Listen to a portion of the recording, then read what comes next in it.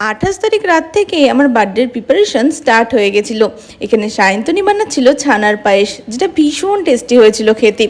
1 তারিখ সকাল সকাল পেন্না আমায় বানিয়ে দিয়েছিল চিড়ের পোলাও। আর এদিকে মাংস কষাচ্ছে দেখে আমি গিয়ে একটু লোভ দিতেই বললো, দাঁড়া দাঁড়া, তোর জন্য আগে থেকেই তুলে রেখেছি। দেখে তো আমি ভারী খুশি হয়ে গেছিলাম। কেউ কোনো কাজ করতে দিচ্ছে না দেখে আমি গিয়ে একটু ঘরটা গোছাচ্ছিলাম। আজকে সারাদিন আমাকে একটাই কাজ বলেছে, একটু কলা পাতাটা কেটে দিতে। তো কলা পাতাটা কেটে এনে এখানে দিলাম, ওরাই ধুয়ে নিয়েছিল। আর এখানে দেখো সবাই গল্প করছে, কাজ করছে, আমাকে আসতে দিচ্ছিল না। এক ফাঁকে এসে দেখি এখানে কিছু একটা মাখামাখি হচ্ছে।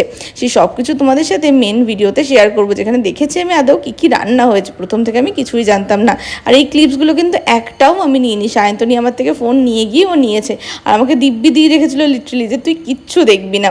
তো এখানে যখন ওরা সব কিছু বাড়ছিল সেই ভিডিওটা করেছিল। অনেক কিছু রান্না করেছিল পেন্না আজকে। তো এখানে তারপর আমি বসে পড়লাম একটুখানি রেডি হতে। আমি হালকা করে আজকে রেডি হয়েছিলাম, যেহেতু দুপুরের প্রোগ্রাম, বেশি খুব একটা সাজিনি। তারপরে তোমরা জাস্ট দেখো মানে কত আইটেম যারা করেছিল, মানে বলে বোঝাতে পারবো না। আর ওরা একটা মুহূর্ত ছাড়েনি আমাকে স্পেশাল ফিল করানোর জন্য। আমার এন্ট্রির এই জায়গাটাতে গোলাপ লাগিয়ে রেখেছিলাম, মানে এত খুশি হয়ে গেছিলাম বলে বোঝাতে পারবো না। তো এখানে প্রচুর প্রচুর প্রচুর আইটেম আছে, সেই সব কিছু তোমাদের সাথে আমি নেক্সট ব্লগে শেয়ার করছি। আর কতটা সুন্দর করে সাজিয়েছে শুধু তোমরা একবার দেখো। ভর্তা থেকে চিংড়ি থেকে চিকেন থেকে সব কিছু। দেখা হচ্ছে তোমাদের সাথে নেক্সট ব্লগে।